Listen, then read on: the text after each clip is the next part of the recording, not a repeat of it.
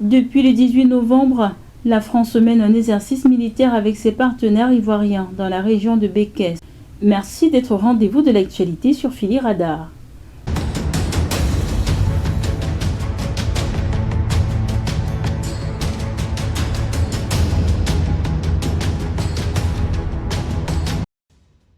Depuis le 18 novembre, la France mène un exercice militaire avec ses partenaires ivoiriens dans la région de Békès, selon l'agence de presse locale AIP, citant une note d'information. Selon le général de division Lassina Doumbia, chef d'état-major général des forces armées ivoiriennes, cet exercice a pour but de tester l'interopérabilité des deux armées en matière de défense de l'espace aérien. Les manœuvres impliquent l'aviation des deux pays qui effectuera des vols tactiques. L'exercice durera jusqu'au 30 novembre 2024. Auparavant, l'envoyé spécial du président français Emmanuel Macron, Jean-Marie Bockel, avait déclaré que la France n'envisageait pas de fermer la base militaire en Côte d'Ivoire. Cependant, il n'a pas refuté les informations de presse concernant la réduction du contingent français à 100 personnes dans ce pays d'Afrique de l'Ouest. Le leader de l'opposition tanzanienne Freeman Mbowe a été arrêté vendredi dans la région de Songwe, dans le sud du pays, à quelques jours des élections locales prévues le 27 novembre, ont rapporté des médias africains et français. La police a confirmé la détention de Mbowe et d'autres responsables du parti Chadema, sans préciser leur nombre exact, précise Africa News. Ils sont accusés d'avoir violé le calendrier des rassemblements en tentant d'organiser une réunion publique dans une zone non approuvée pour leur parti, indique la même source. Selon la police régionale de Songwe, l'intervention pour disperser la foule aurait conduit à des affrontements au cours desquels certains officiers ont été blessés par des partisans de l'opposition, rapporte le même média. L'incident a eu lieu dans la forêt de Alungu, dans le district de Bozi, selon John Rima, directeur du protocole de l'idéologie et des affaires étrangères de Chadema, cité par Africa News. Les élections locales du 27 novembre s'annoncent cruciales. La formation Chadema avait déjà protesté cette semaine contre la disqualification injuste de plusieurs de ses candidats, rappelle le même média. En Afrique subsaharienne, les retards enregistrés ces dernières années dans l'adoption et le développement des technologies de cuisson propres engendrent chaque année des impacts estimés à environ 791,4 milliards de dollars par an par la Commission de l'énergie de l'Union africaine dans son rapport « Mise à l'échelle durable », relever le défi de la cuisson propre en Afrique. Un chiffre qui inclut les impacts sur la santé, les inégalités de genre, le changement climatique et la dégradation des ressources naturelles. Selon le document, il existe une grande disparité dans le recours aux solutions propres de cuisson entre les zones rurales et les zones urbaines, un fossé qui ne cesse d'ailleurs de se creuser. Dans les grandes villes en Afrique, par exemple, 58,3% des habitants utilisaient encore des combustibles polluants en 2021. Si ce chiffre représente une amélioration notable par rapport à 2 décennies plus tôt, les zones rurales, elles, peinent à progresser dans l'adoption durable de technologies de cuisson propres.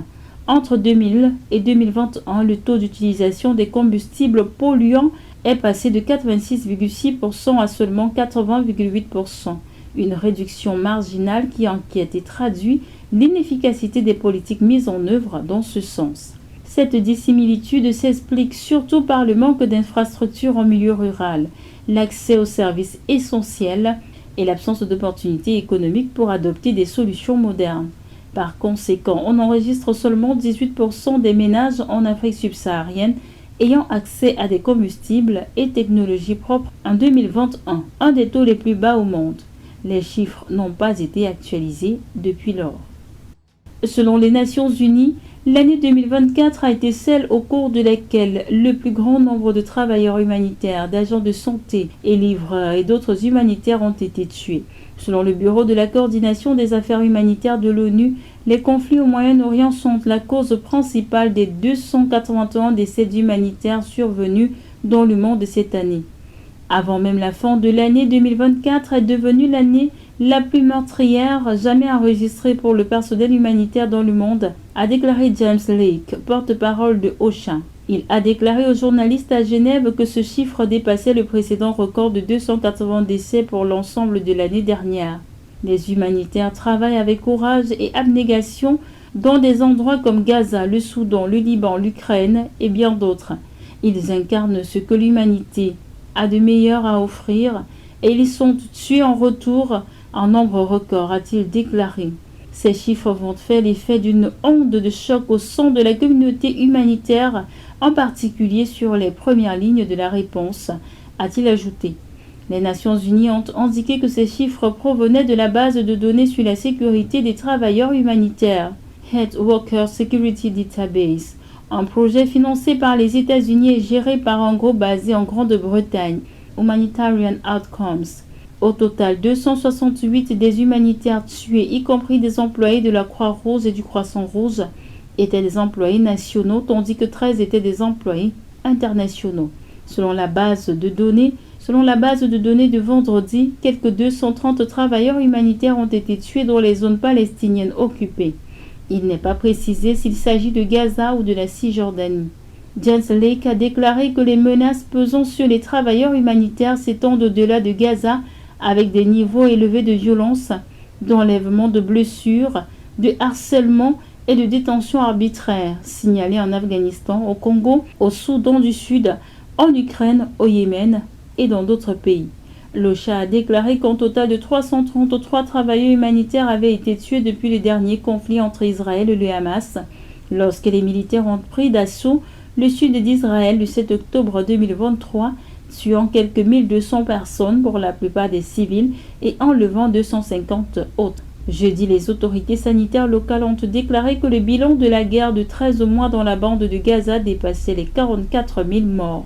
Le ministère de la Santé de Gaza ne fait pas de distinction entre les civils et les combattants dans son décompte, mais il a déclaré que plus de la moitié des victimes étaient des femmes et des enfants. L'armée israélienne affirme avoir tué plus de 17 000 militants sans fournir de preuves. Fin de cette édition d'information. Merci de l'avoir suivi. À très bientôt.